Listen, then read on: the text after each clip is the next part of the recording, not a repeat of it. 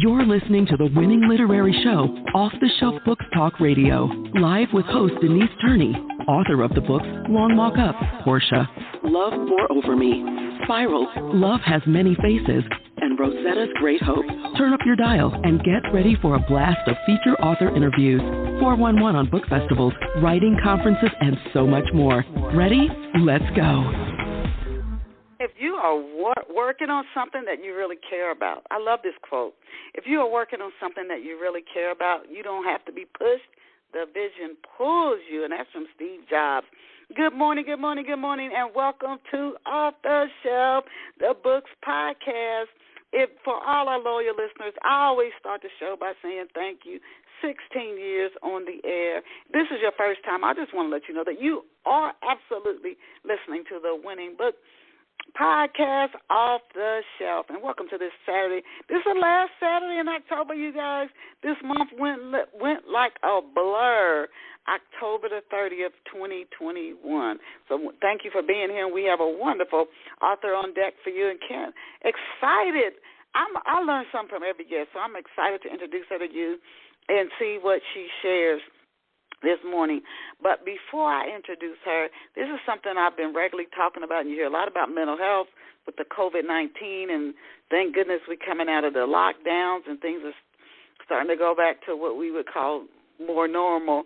But it's very important to take care of your mental health and to practice awareness, because if not, something could sneak up on you. And even if you practice awareness, something could still sneak up on you, and you make an emotional or psychological shift that you never saw coming. You could even say something you never thought you would have said to somebody that comes. It could have a lot of downstream impact that you don't really want. So I really encourage you to practice awareness. And I explain this and give real life key steps you can take every day. Very simple. It could take just a few seconds or a moment. Could be, life journey impact. And it's in the book, Awaken Blessings of Inner Love. It's in ebook format and in print. Treat yourself to a copy of Awakening Blessings of Inner Love. There are exercises and things in there you can do, but again, this is about you and in enriching your life. Again, Awakening Blessings of Inner Love by yours truly, Denise Turney. Go bless yourself with a copy of the book today. And now let us go and meet our very special off-the-shelf guest. And today's off-the-shelf guest is Pat Alva-Kraker. And if I mispronounce her name, I hope she corrects me. Pat is an entrepreneur, business coach, IT professional, and she's a book writer. She's the author of the book Katherine's Quest. Love that title. And she's a catalyst for positive change in addition to being a mentor and a leader. Companies that Pat has worked at include IBM and Lockheed Martin. Those are two biggies.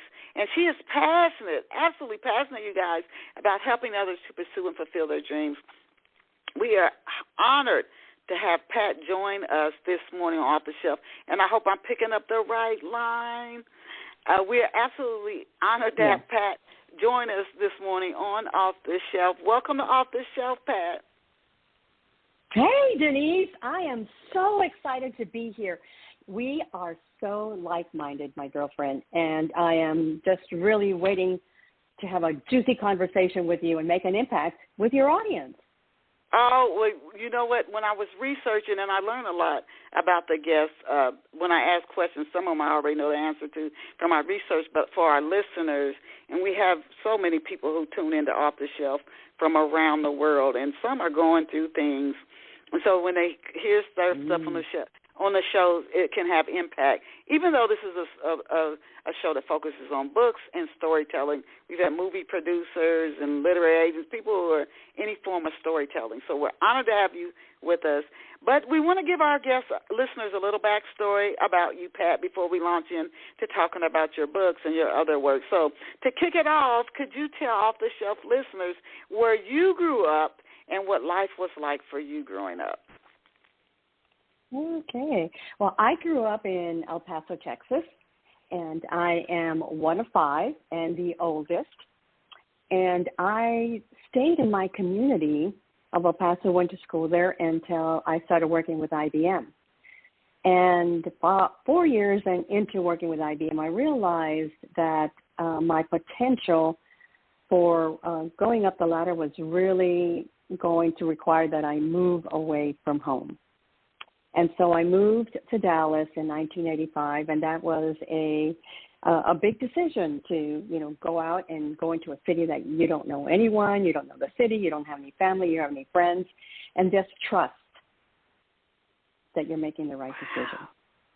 And so there was a job waiting. There was a job. I just want to make sure I clearly was listening. There was a job waiting for you, or you just went there out of the blue? No, there was a job waiting for me, and it was a promotion, and it was one of those decisions that I just had to sit with, sleep on, and know that this was the right step for me in order to really have a flourishing career with IBM. And I've heard people in corporate jobs where I've worked at international firms, large companies. They've said that the willingness to relocate made the difference. And it's odd that you said that, in their ability to be promoted and to work at more senior levels. Before we go talking into more of that, and then Katherine's quest, could you tell us, when you were a little girl, what did you want to be when you grew up? What did you dream of being when you were a kid? You know what? I used to play office. When I was 5 and 6 years old, I played office with my sister and my neighbor. And I wanted to be a businesswoman. So I would set up my cash register on the porch and a little table, and I would sell paints from my paint catalog that my dad would bring home from where he worked.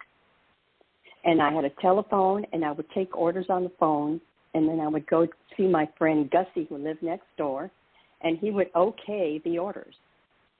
And then my sister would come and pick up the paint. Wow. Well, you've become number one on off the shelf in 16 years. We've never had a guest say that. Wow. So I love the art of business. I loved the art of business even back then. Was one of your parents an entrepreneur? Is that where you think it came from? Well, my mom used to take care of kids. So my mom had, that was her move into entrepreneurship, is that she made money by taking care of kids. And she also had a retail career. But she also was very creative, and she would make creative projects, and she would sell those projects. But my mom was a really great caregiver, and she loved kids, and she stepped into entrepreneurship in that way for many, many years. Now, had you always intended to work in technology? IBM was like, it was like, to me, what you think Facebook, Google, Microsoft, Apple today. It was a Goliath, and everybody was going. They had so many government contracts and contracts with, like the military. They were huge, and so many other companies wanted to take them down. But today it's hard for people to imagine how big IBM was. They were like the Goliath across the industry. Had you always intended to work in technology? And did you know, Pat, when you were making that move, that technology would grow to be as influential in our lives today when you first started your career? Well, I appreciate that question. You're right. IBM was the company to work for. I grew up seeing so many commercials and seeing how great IBM was that when I was in high school, I had already made a decision that that's who I wanted to work for. And I went to four-year college, and I interviewed with IBM. And the first time around, I got turned down, and I said, I'm coming back again because I am going to work for IBM. And the second interview went really well, and I got hired. And I had the privilege of it being part of my history to see the announcement of the PC and how it unfolded within the company, how it was introduced, how they got the employees involved and had us starting writing applications for the PC. It was great to have seen that, be a part of that introduction. And where it is today, where technology is today, there is so much daily that happens that we're not aware of, because it's, technology really makes the world go round in many cases. Did you see that coming? I have to know. Did you see that coming when you were there? Did you see what's happening today? Particularly when I think of cybersecurity and how much technology, the impact it has on everything. Mm-hmm. Did you see that coming all those years ago? Well, that's an interesting question, because you get to see a certain. I handled mid-range computers, and so still at that time, computers took a lot of space. And when they started with the laptops and the PC, and they started getting smaller, I had no idea that at some point the capacity of a computer that took a room, the size of a room, would now fit on your phone. I did not have that vision or could imagine that actually happening. Incredible, isn't it? And for our listeners listening, depending on when the people listening to today's show, and people tune in from so many different platforms too, off the shelf, some of them might be like, "What do you mean a computer the size of a room?" They can't imagine it. and the way it's that's why some people do. They can see that this is coming, is going to all change. What did you learn before we start moving into business coaching and mentoring, and then Katherine's Quest? What did you learn, Pat, while working at Lockheed Martin and IBM that still serves you today? Oh, okay. Several things. First of all, that it's important to have systems.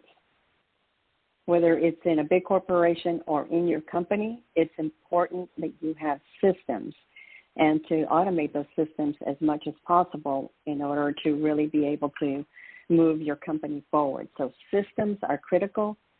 Customer service is critical. How you treat your customers, treat them like family. In IBM, we were taught the customer's always right. The customer's always right. And I've embraced that philosophy of the customer's always right. I set my business up with systems, and I learned how important it is to have a mentor when you work for corporate. Now to going into that, and I definitely want to get into Katherine's Quest, such an amazing story.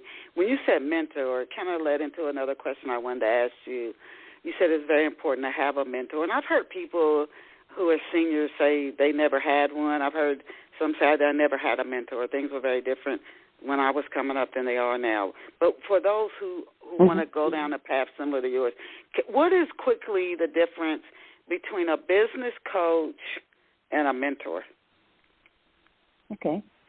So a coaching, a person who's a coach and you receive coaching, it's very much question-based, where you are working with a client who, through questions, they will discover the answers on their own.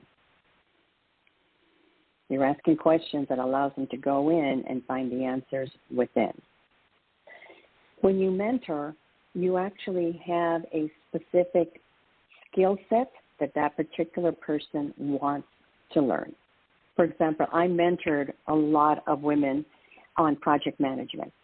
I'm a certified project management manager, and project management comes very easy for me. And so I would mentor other women who had big projects, and I would teach them on how to set up their projects, what kind of how to manage their teams, etc. And so you're actually teaching a skill when you're working with someone. Okay. Now we're going to do a jump for our listeners and start talking about Katherine's Quest. What inspired you to sit down and write Katherine's Quest? Oh, my goodness. This book, Katherine's Quest, is a book. Took 6 years to make it. And it didn't originally start as this fable with pats and musings wrapped into it, and a woman who lost everything, her job, her home, her marriage, and was lost, and was looking on how to come back, find her, if you would, her mojo, and be able to tap into her resilience, and then finding a way to get there through inspirations from her uncle, who was looking for elation. Initially, Denise, I had a book that had 31 soulful practices for women entrepreneurs. 31. These were all lessons that I had learned through my coaching, through being coached, and through hard knocks. And when I went to my editor says, you have 3 books in this one book. You're going to have to make a decision, Pat, and you're going to have to choose the insights that you want to teach women. And we're going to put that initial cut of insights and processes and techniques in one book, and I want you to wrap it around a story. I said, okay. So that's how we started. And really, a lot of the things that Katherine went through, I went through. Like, I got laid off, so I lost my job. My husband died at an early age, and I found myself running a 200-acre exotic animal ranch by myself, and breast cancer. So those challenges I brought into the book, and I said, we all have these challenges. They happen for a reason, and it's about how you get yourself out of those situations and what you learn and how you become a stronger, more wiser woman because of the processes and because of those events. Yeah. Now, I was going to ask you if Catherine's quest, as I was researching for today's show, I wasn't certain. Is it fiction or nonfiction? It sounds like it's fiction, but there's a lot of it that sounds like you said it's based on your own personal story. Yes, it is based on my personal story. And what I've done is through Katherine's journey of showing, being resilient and coming out of her situations, I actually have questions where I ask the women reading the book to take a moment and be reflective of their lives. And I actually talk about awareness. Just like you talk about awareness, I talk about awareness and how important it is to be aware of everything that's going on around you and how to live your life through intention. So as they go through the book, I hold their hand through literally an internal transformation. And they're a stronger leader. They have a set of tools to become resilient and handle any situation that comes their way through the use of my tools. Okay. Now, what was Katherine? First of all, before we ask you that, can you tell us what is Katherine like? Describe her. What's her personality like? Is she a workaholic, perfectionist? Is she like very free-spirited? How old is she? What is she like? Yeah, definitely. So Katherine is 47, and she's a go-getter. She's a type A personality. She had a very successful business, driven to make an impact.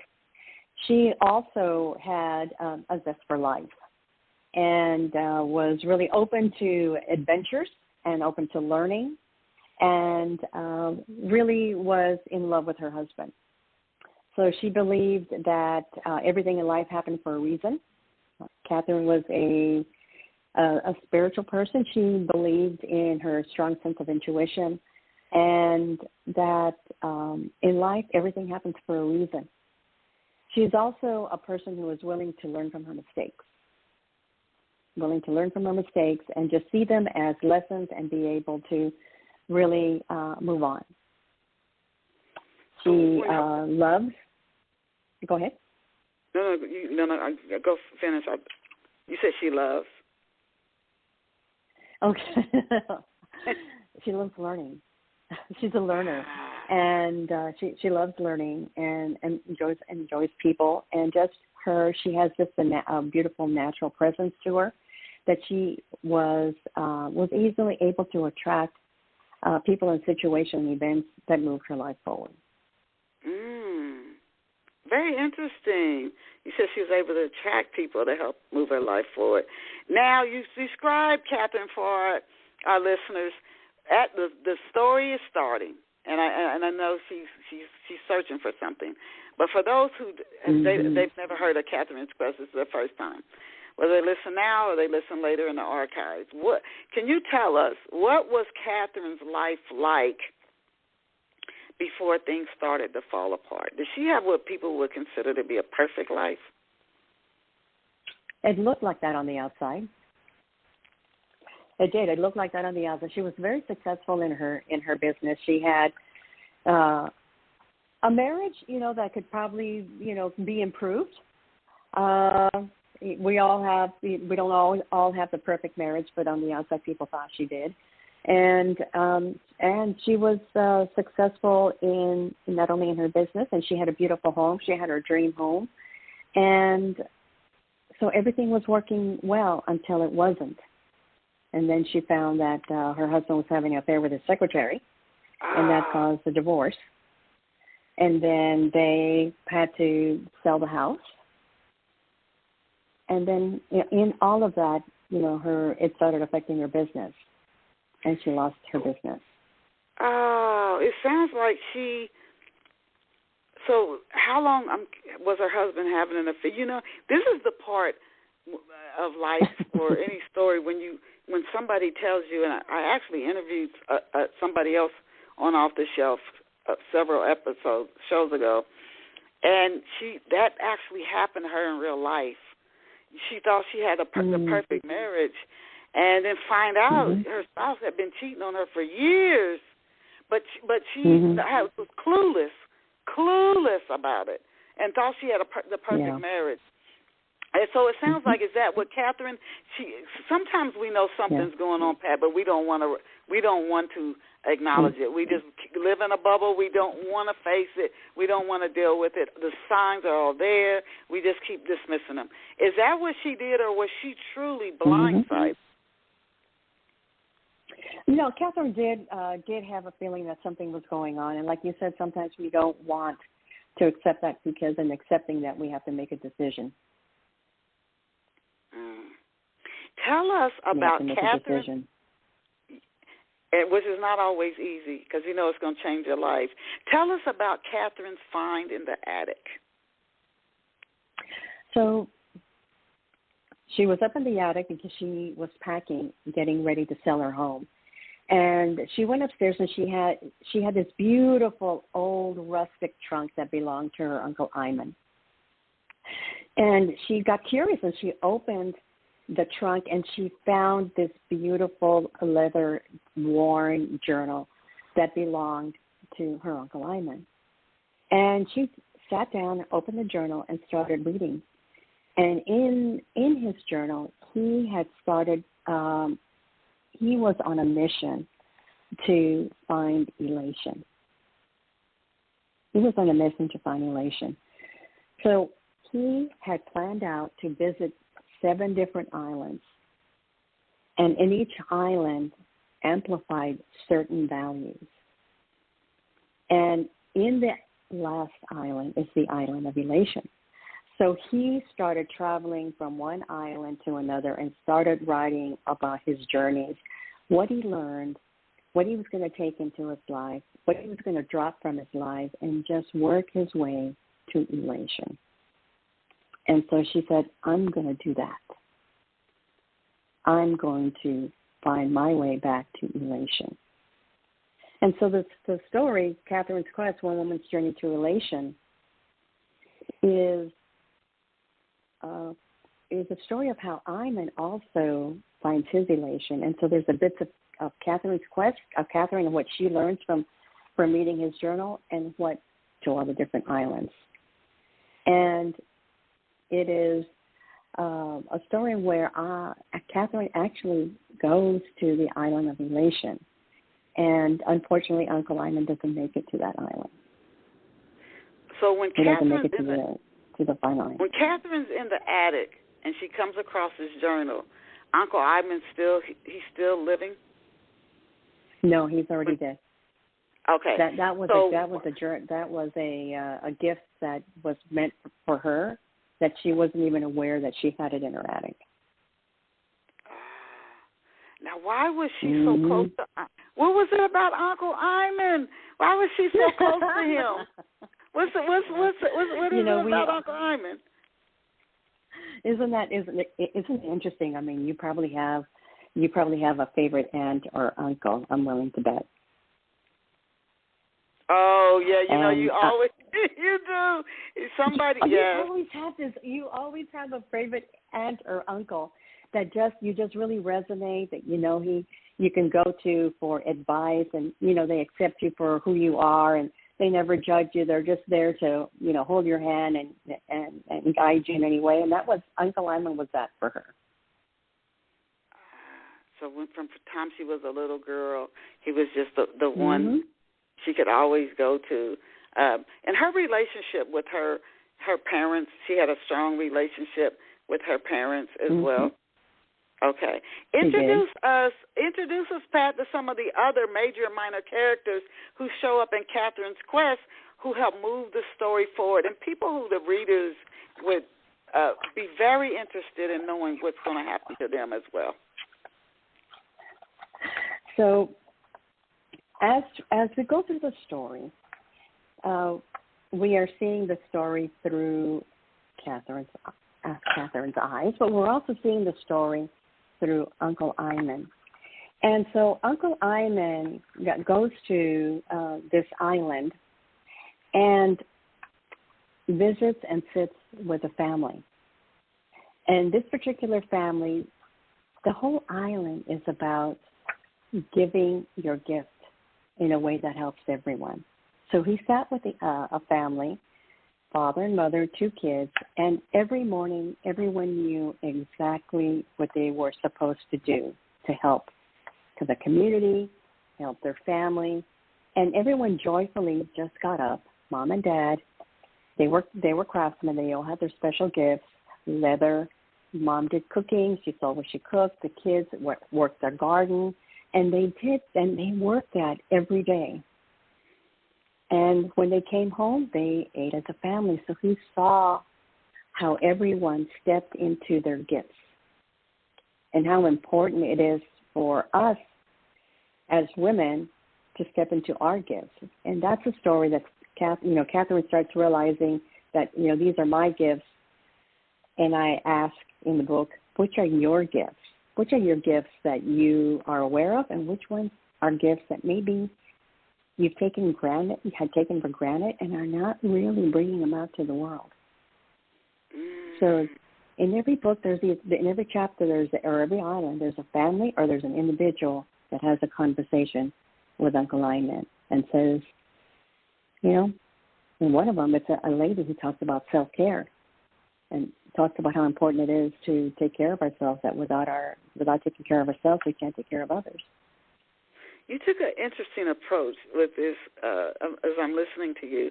This is one thing I love about the show and shows like Off the Shelf, or whether it's on radio, podcast, radio, or TV. You learn more about the story when you do interviews, and I'm telling you, that's really when I wish authors could do more of these with, like, I don't know, wherever they're marketing their books, because that's when the reader really whet their appetite. They know writing about it is not as good as hearing the author answer questions about the story. It starts to really gel more and flesh the story out. I'm imagining these islands, and I'm thinking, is this like a fantasy, not science fiction, but a little fantasy, or are these islands as if you went to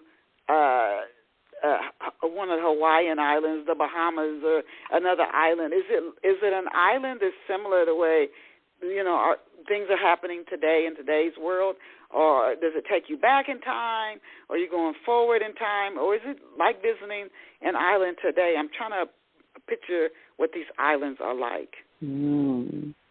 Right. So there's 7 islands, and out of all the islands, they're all fantasy islands.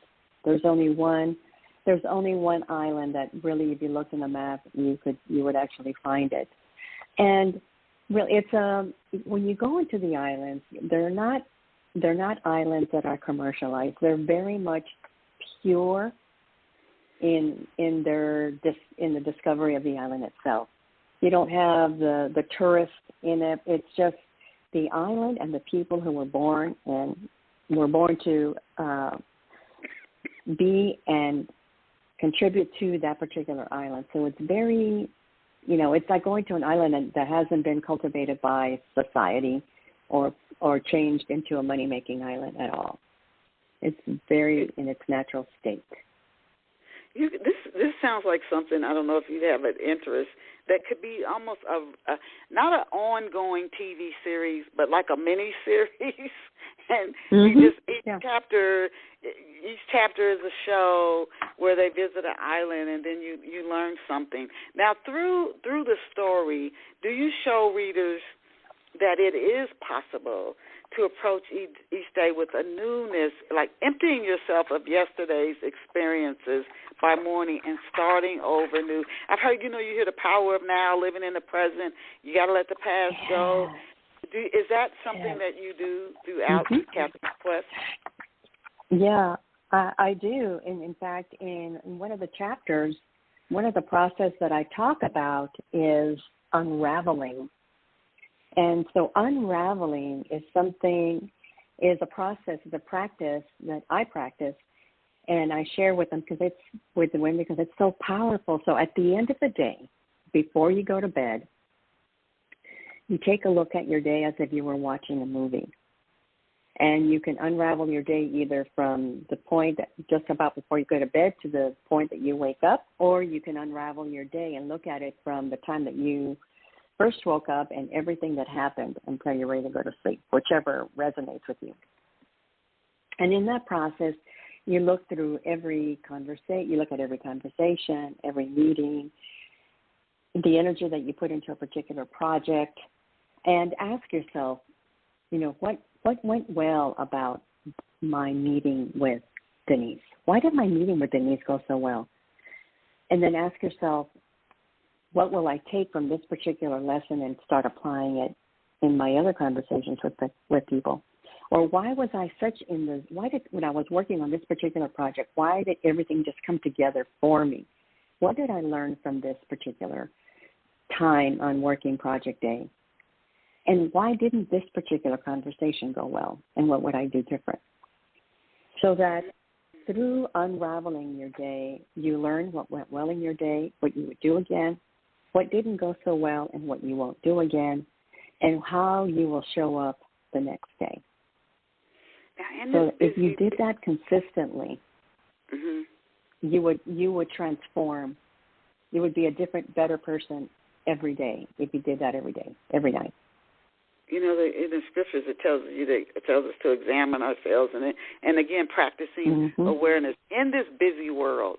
I mean, there are people who's actually during COVID, a lot of women stepped out of the workforce because they were trying to play teacher at home, be the wife, keep the home going, work on the job. You got a kid sitting on your lap, and it was just too much. So in this busy world, and you say unravel, can you share some tips with somebody who has such a hectic schedule that they're like, I would love to unravel, but I don't know where I find the time to do it? How they could fit that in to their day. Right. So unraveling can take as little as 5 minutes. It just depends on how much time you really want to spend in looking in within yourself. And just having a notebook and just looking quickly through your day and just making notes. So it's a 5-minute, it can be a 5-minute exercise. And it's very important to be able to invest that kind of time, even if it's only 5 minutes into your day. Yeah, it's really, really critical. Yeah, and that's a new one. I've never heard of that. That's a new unraveling. I've never heard that shared before, so thank you for sharing that. And I wanted to ask you about Katherine's quest as well. You said you started out, you were going to write like some tips for things that women could benefit women. Where did you get the ideals for even that, the specific events that happened in the story, and what started out, as your editor said, this is really 3 books. Where did that ideal even come from to create such a story? Yeah. Oh, thank you for asking that question. So The 31 practices were practices that I had started documenting that I used within myself, within my own life, and that I had shared with other women that I was coaching. And so the initial practices of 31 came from documenting years and years of experience, lessons learned, what I learned from my coaches. And I said, these are working. So I need to get this information out. I just can't keep it just within my coaching clients and community. And, you know, the editor that I had, we really brainstormed a lot of ideas on how to progress the growth of a person. And because that's what really ends up happening at the end of the book, through progression and going through the exercises, you actually transform yourself. And so how do we take the steps and put them into a metaphor that would help women to not only learn them, but then actually tell a story as they go through each of those steps, because women like stories. So we just started brainstorming ideas, and the one that came up that we both fell in love with is, what if we had Katherine travel? And it was a travel experience, because I love to travel. And let's travel the story from one place to another. And that's how it came to be.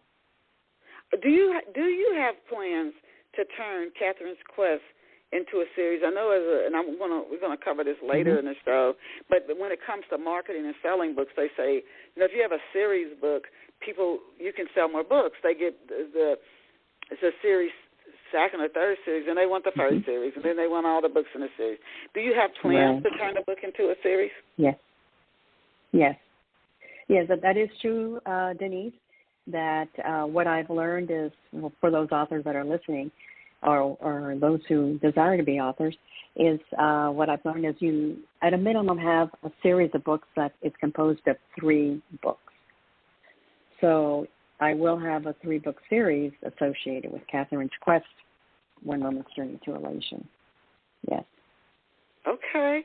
Now, can you share with us something that Katherine learns in the story? And if not, I don't want to give the story away, but what are the 7 keys to happiness?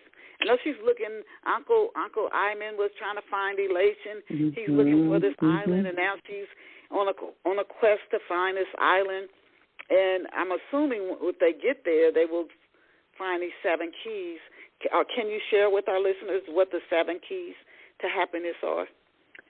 Yeah, I'd be more than happy to share 7 keys or 7 insights or practices to elation.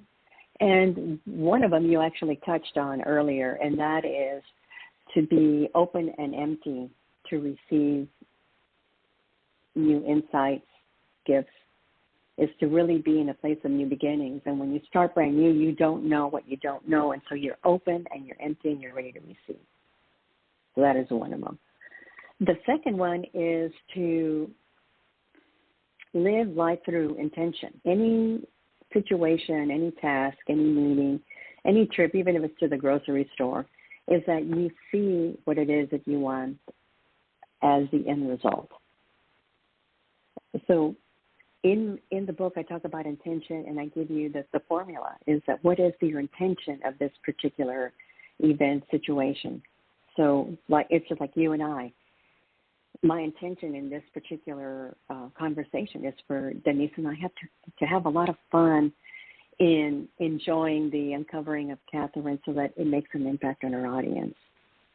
And in that, this is the way that I want to feel. I want to feel joyous and connected, and I want to have fun and just be articulate. And I want Denise to feel good. I want her to be happy and joyful. And so the power of intention, I actually give in a formula. And so it is important to live through your life through intention.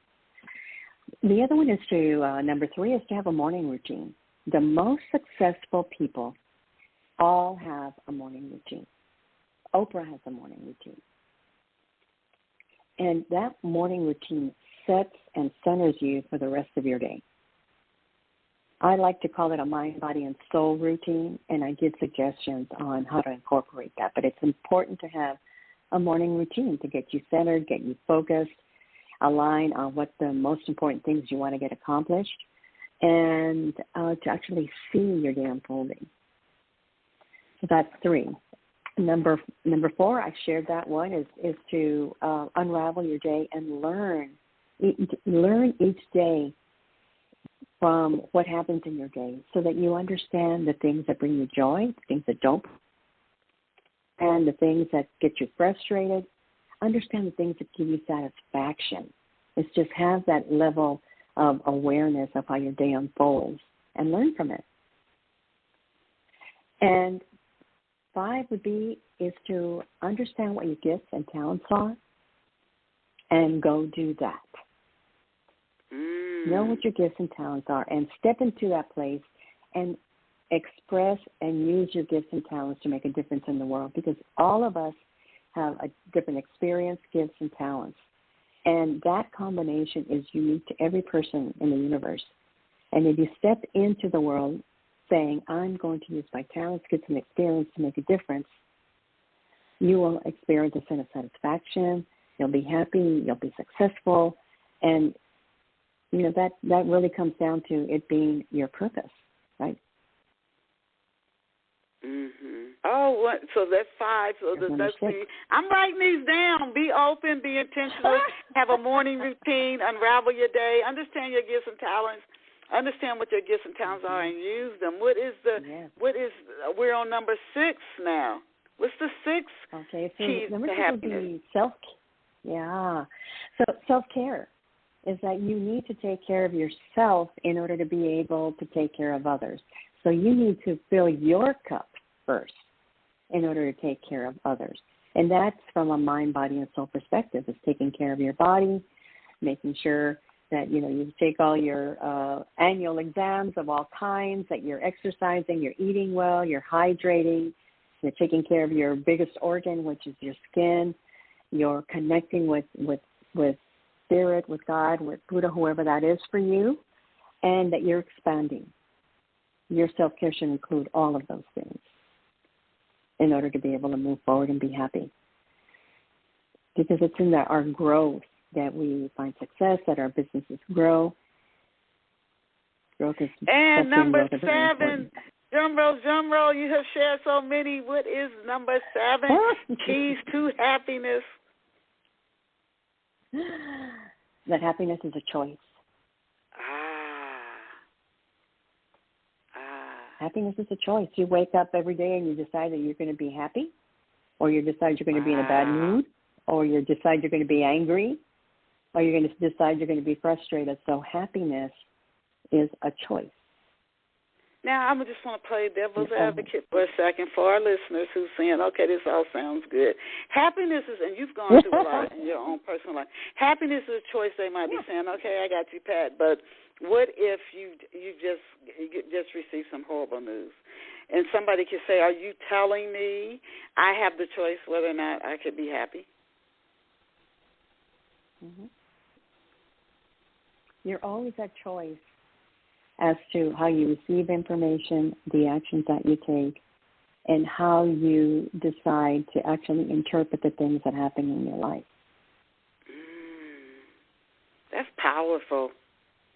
That's powerful. Mm-hmm. Even actually all of the 7 keys, be open, be intentional, have a morning routine, unravel your day, understand what your gifts and talents are and use them. Take care of yourself, and happiness is a choice. It really puts the power in each person's hands. It's not like you're waiting on somebody else to do something for you. You're not upset with somebody else or some new law or whatever.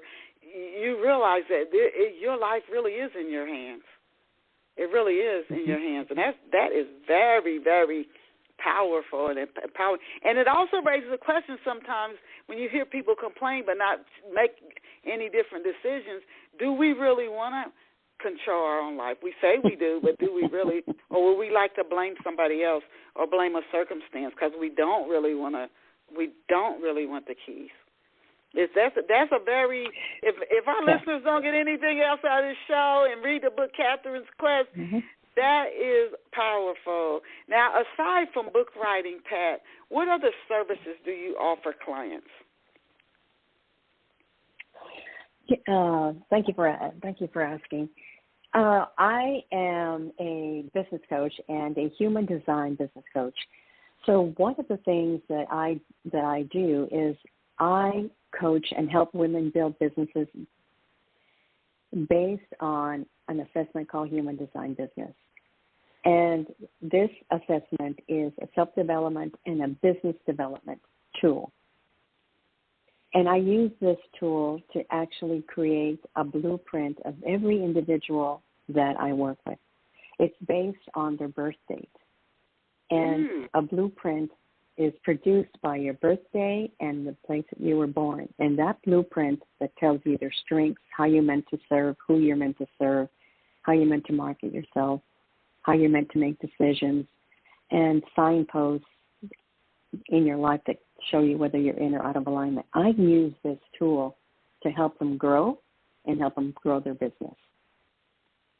I also do retreats, transformational retreats, self-care and business retreats. I coach one-on-one, and I have a podcast called A Seat at the Table, the female voice of leadership. So everything that I do is to move women forward. When's A Seat at the Table come on? Let us know. When can people catch that? Yes, it's going to launch in January. A Seat at the Table, the feminine voice of leadership. And I'm bringing in corporate women and entrepreneurs and have them tell their story of how they got their seat at the table. You know, in corporate, when you're working a male dominant and you feel like I did, it's hard to get a seat at the table because it's a good old boys network. And I want to interview women who got their seat at the table in corporate, and what did it take to get there? What did they have to sacrifice? How did they need to change in order to be at the seat at the table around all those men? And the same with women. Yeah. You are doing phenomenal work, not only in the way you are sharing these what you've learned in Catherine's Quest. You put it like in a story format, but also the other work that you do. But you said something earlier that piqued my interest. Your blueprint the blueprints you said you've done it for years, that you create are based on a person's birthday. The thing that kind of intrigues me, raises a question in my mind and maybe in listeners, so many people were born on the same day. How is it when we're all individuals? How does that work when you create this blueprint based on a birthday when millions of people could have been born on the same day? Right. It's based on your birth date and your location. So birth date, time, and location. So just saying birthday, time, and location, many people in your audience may be saying, oh, that's astrology. Well, it does have an element of astrology in there, and it has an element of genetics and the chakra system. And, excuse me, I did a blank on that, on what the next one, I Ching. And so it brings in different elements and different modalities to actually create the blueprint, and every blueprint actually unique. And you know what? As a gift, Denise, I'd be more than happy to do an assessment for you. Wow. Let me ask you: for our listeners who would be interested, if they are themselves, do you do a phone interview with the person? Is it something that the person does online? What's the process of developing the blueprint? Okay. So go through the blueprint. Yes. So I do have a landing page, and I ask for those key pieces of information. Right. I take your name, birthday, birth time, location, and the system that I use produces a blueprint. And it's an in-depth report, actually, of 16 success codes. And then I have an initial conversation to talk about the first 6. And that is how initially women start working with me is we have that initial conversation, and then we build how we move forward based on their specific blueprint. Very interesting. Now, do you also offer, you talked earlier about the importance of having a mentor and the difference between business coaching and mentoring. Mm-hmm. Do you offer online and offline, either business coaching, or you say you're a business coach, or mentoring? And what are those experiences like, especially now? I mean, we're coming out of COVID, but what is that experience like for someone? Is it individual? Do you do any group sessions? For any listeners who might be interested in that. Yes, I do. I do both. So I do one-on-one, and then there are some women that actually thrive being in a community. So I also do group sessions. So one-on-one, group sessions, and they're all via Zoom, unless they don't have the capability. So I would say, 95% of my conversations are on Zoom. Unless they live locally in the Fort Worth area, then I would actually have a one-on-one with them in person, which is always fun. Wow. And they can go to majesticcoachinggroup.com to actually to book a discovery session with me. That's majesticcoachinggroup.com to have a discovery call, and let's just learn about where you want to go and how I might be able to help you. And I know your listeners are very much like-minded like we are. One of the things that I did take, and I talk about in the book, is about boundaries. And I do have an ebook on setting boundaries for an ideal life. And your customers, your audience can go get it by going to www.agiftfrompat.com. Okay. A gift from Pat. Majestic Coaching Group and a gift from Pat.com to get that ebook on about setting boundaries. Mm-hmm. What have readers been saying about Katherine's quest? What have you been hearing from readers about the book? I've been hearing that it's been a transformational book for them. They learned some new things about themselves that were brought out because of the book. They are saying, excuse me, I've taken the one of the practices, and the one practice that the majority of the people that are reading it are using is the intention, living through intention. I give a formula to do that, and the majority of the women who read the book, if they practice one thing, it's that particular practice is the practice of living through intention and using that formula to set their days and their events and the outcomes of their life, and they're seeing amazing results because of it. Wow. Now, I'm telling you, the way this story came about is absolutely fascinating. So what writing process do you follow? You start out with these 31 tips. You really got 3 books. Let's have a travel because you like to travel. But then you had to sit down and actually write this story. So what writing process do you follow? Do you use outlines, character sketches? How did you flesh the story out? Yes. I do create an outline. So I started with, what is the intent of this book? When somebody reads this book, what is the purpose that I want to see as the outcome? What is the purpose and the outcome of this book? And then who is this book meant for? So that's where I started. It's like, I want to make a difference with women. I want to move them forward. And this book is for women. And then from there, I outlined all the different practices. I listed the 31 and I prioritized them. I said, okay, I'm going to write about only these 7, 8. Actually, there's a lot more than 7 in there. And I'm going to write about these practices because these are the ones that mean most to me. And then I scheduled half an hour every day, first thing in the morning. And I was consistent about doing that. Now, can you share, I'm calling you Katherine. Pat, can you share 3 to 4 steps that you take that you have personally found to be effective at getting the word out about your books? Okay. Yeah, and marketing is very important. It's the majority of the work. After you get the book out, that's where your steps that's where your energy has to go. Secondly, one would be carry the book with you. Carry several copies of the book with you because it is your business card. So when you go to an event, you give the book away. And you ask if they will go in and do an interview for you on Amazon. Secondly, yes, it's always carry the book with you. And offer the book as a raffle. There are so many conferences and events that are looking for gifts to be given away, is to bundle your book and say, okay, are you having a raffle at your event?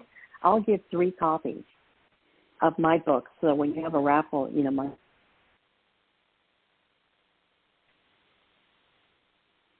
Hello?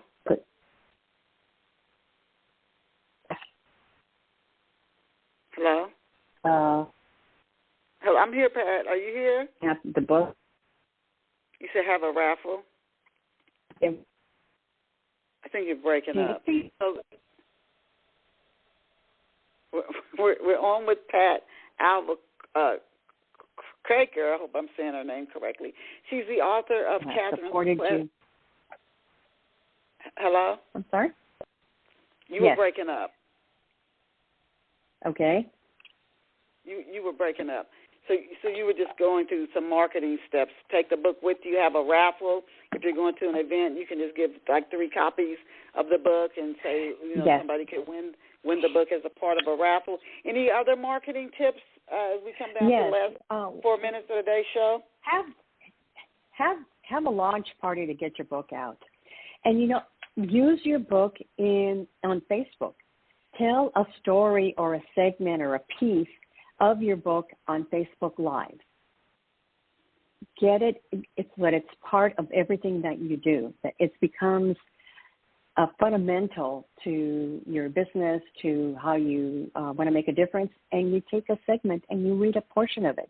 Or you take a segment and you do a Facebook Live, or you do a post, or you create a meme with one phrase of your book. So it's always in front of people. Mm-hmm. And those are great, great, great tips, and thank you for sharing them. Where can off-the-shelf listeners, Pat, get a copy of Katherine's Quest? Katherine's Quest can be found at majesticcoachinggroup.com. I have a tab specifically where you can buy my book from my website, majesticcoachinggroup.com. You can buy the journal and the affirmation cards on my website only. majesticcoachinggroup.com. Yep. And that's smart. That gives you more of the gross revenues. When you start going into more third parties and distributors, well, you have to generally go to the distributor, get into the bookstores, but they take a big cut. Yeah, they you're take right, a big Denise. cut. So you're left with less and you're the story. And everybody else got a bigger cut than you have. Can you let us know if you're on any social networks? Can you let our listeners know where they can find you at online? Yes, I am on Facebook under Pat Alva-Kraker and also Majestic Coaching Group. I'm on LinkedIn, Pat Alva-Kraker, Majestic Coaching Group. I'm also on Twitter, Pat Alva-Kraker. I'm on Instagram under Pat Alva-Kraker as well. Oh, we have been delighted to have Pat Alva-Kraker with us this morning. She is an entrepreneur, business coach, IT professional, and she's the author of the books Katherine's Quest. And she is just a catalyst for change. What a wonderful interview, and she's so open and sharing. She's a mentor, business coach, and she's worked for big companies. If you wanted to work with her as a mentor or a business coach, she's worked with IBM and Lockheed Martin. And I want to give her website out again before we close, majesticcoachinggroup.com, majesticcoachinggroup.com, and that's where you can get a copy of her book, Katherine's Quest. And she does plan to turn it into a series with 2 other books coming out in the series. We just want to thank Pat for being here with us, taking time out of her day and being so open and engaging and sharing so many valuable tips. And thanks to each of you, our listeners. As I always tell you, you are awesome. You are incredible. You're amazing. Go out and create a fabulous day for yourself. Pat, I'll send you a link to the show when it finishes streaming. Thank you, thank you, thank you. Bye for now.